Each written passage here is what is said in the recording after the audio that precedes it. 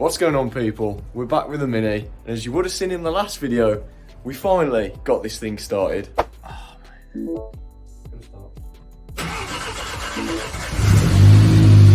God, yes! Yes! Let's go! And in today's episode, we're going to be finishing off this front end, and in what feels like weeks, we're going to be getting this on the floor and driving it for the very first time.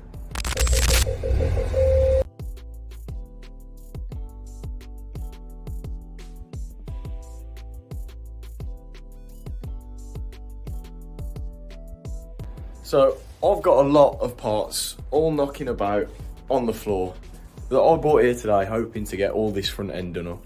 And I forgot one major thing, because it's been so long since I stripped everything. I've put it in different places, etc. I couldn't bring it all here. I forgot this one part. I forgot this bracket here for this side. So that's kind of ruined my day, and I'm busy anyway, so I'm going to do what I can today. I'm going to get the intercooler on, get the air filter on, because I want to run the car just a bit, because it doesn't really like running without the intercooler. Turn it on and put it into gear, because that's actually what I didn't do in the last video. I just got it started. I didn't test if the wheels actually spun. So we're going to do that. So among all the amazing support you guys gave me on the last video, there was a few people who did notice the engine was rocking quite a bit, but of course that was because I didn't have this dog bone in, so that's exactly what I'm fitting now. I'm really trying to fit the bare minimum here, because if this car doesn't go into gear and the wheels don't turn, we've got a big problem which could reverse all of our work. This was it, the moment of truth. Did I put that clutch in right? Fingers crossed. Of course I did. I'd never doubted myself. So that is an absolute result. It turns out it does actually move. I was so nervous about the obviously swapping over the clutch and that. But yeah, the wheels spin, so that is a good sign. We just need to basically now just do as much as I can while I'm missing that bloody bracket, and then getting closer, man. So next up on my list of things that I had to do was these air conditioning hoses that go to the compressor, and then I could move on to actually fixing the ECU down with all the plastic trims. But as you can probably tell by some of my facial expressions, I was pretty confused. God, I've literally just spent a good half an hour trying to get all this wiring and ECU back in its proper position, because all the wires feed through this block plastic trim and it all slides together and clips together. It's a nightmare, but we got it done, and now the battery can go back in and we won't have to mess with that again. Right, with the battery, ECU all properly wired up and bolted down, I'm going to come back tomorrow with that bracket so I can do all that front end all together. It's easier than faffing about and forgetting something. So I'll see you in the next clip. Right, we're back the next day. I found this bracket at home. We can get it on and we can start rebuilding this front end. You've seen me rebuild this rad pack before, so I'm not going to bore you again, but sit back and enjoy.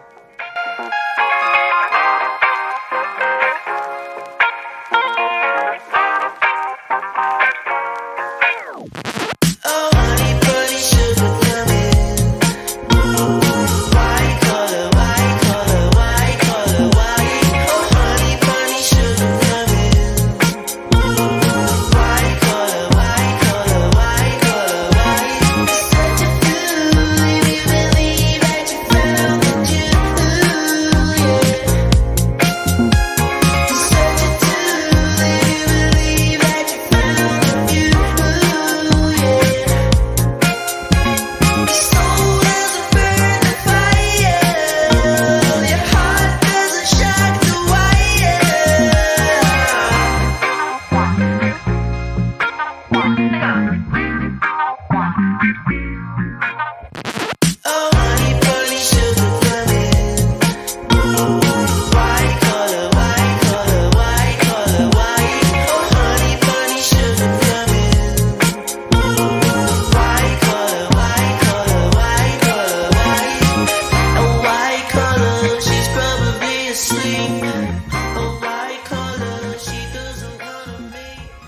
like that. It's looking more like a car each time we're working on this.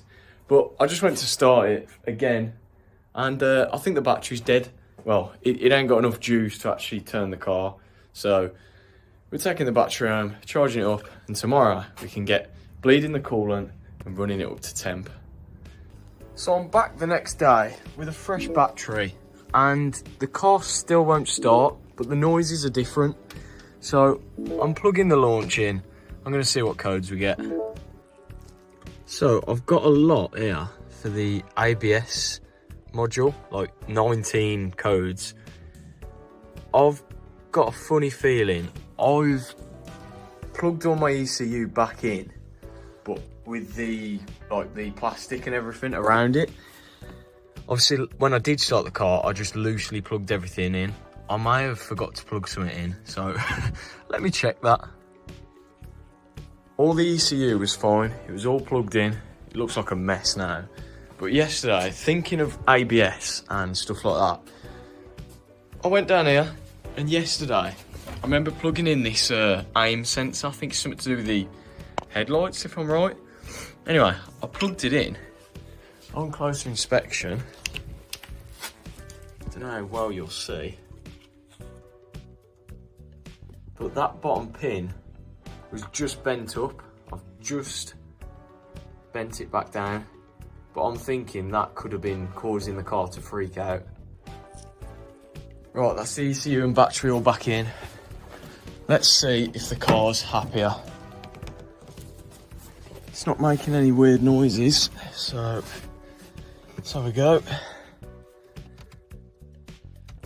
Okay, we've got ignition. Yes! There we go! Okay, so we've got a sensor we need to fix, but that's not today's issue. Let's get some coolant in it and run it up to temperature. So I can set the vacuum filler up. It's going to draw air out of the system so we can push coolant in with hopefully no airlocks. So I couldn't pull a vacuum, so I thought, right, let me just bang some coolant in, see if I've got a leak. Well, well, well. Looks like I've got a leak.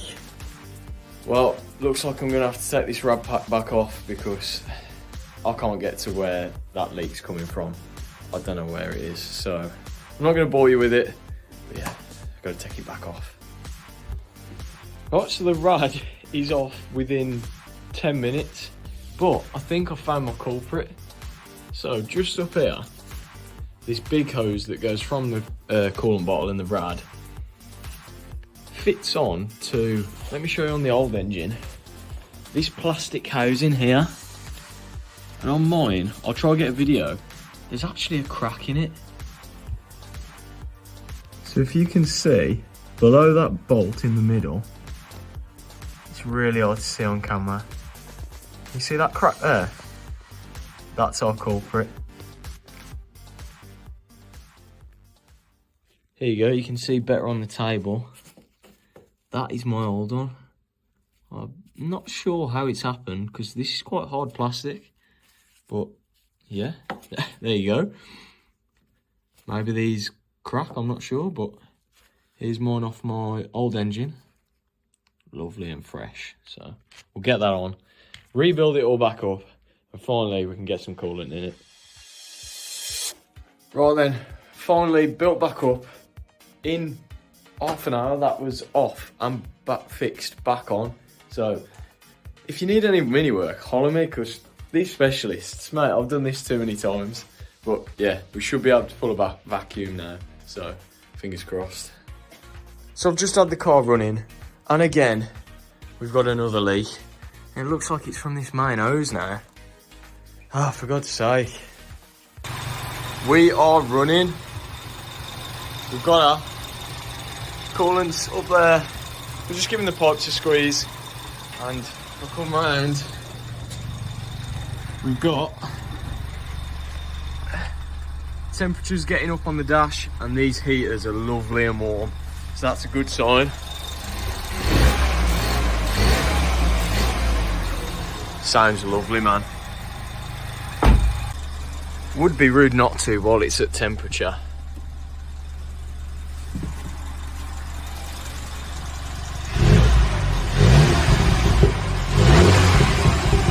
Oh. Finally, we've got some coolant in the JCW and we've got it up to temperature. We've got to let it cool, see what the level sits at, and then we'll go from there. Today is the day then. We're going to try and drive this car for the first time, whether it be reverse it out the garage or even get it onto the street. If we can move it, that's a win. The coolant's dropped a bit, but obviously that's going to happen, so we'll fill that up. Got a few things left to just nip up, ready for the test drive, and then we're ready. All that was left to do was these trap rod ends for some steering, put the wheels on and drop it on the floor.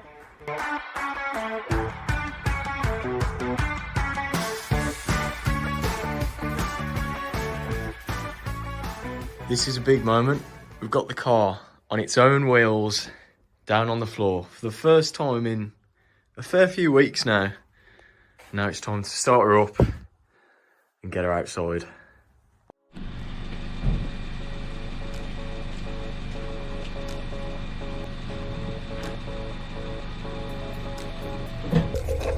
We're reversing out.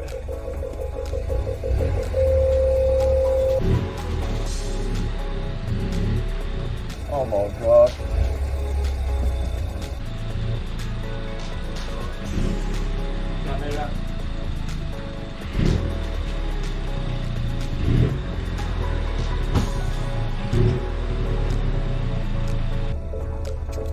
We're out.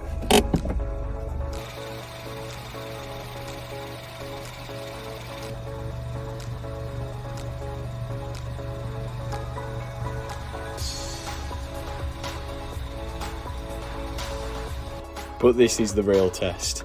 Will it actually drive and go through the gears?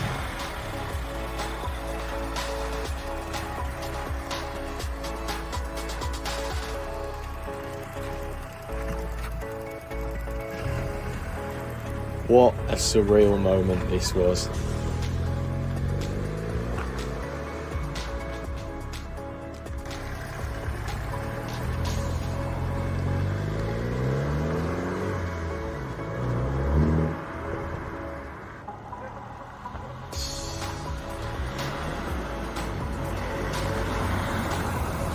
My face just says it all.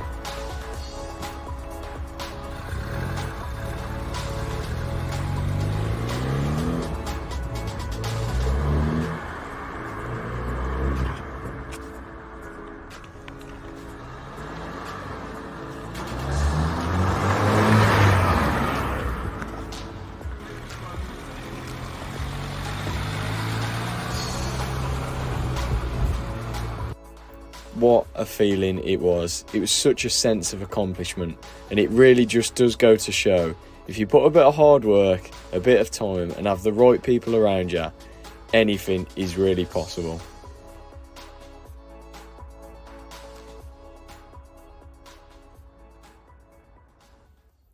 What a feeling.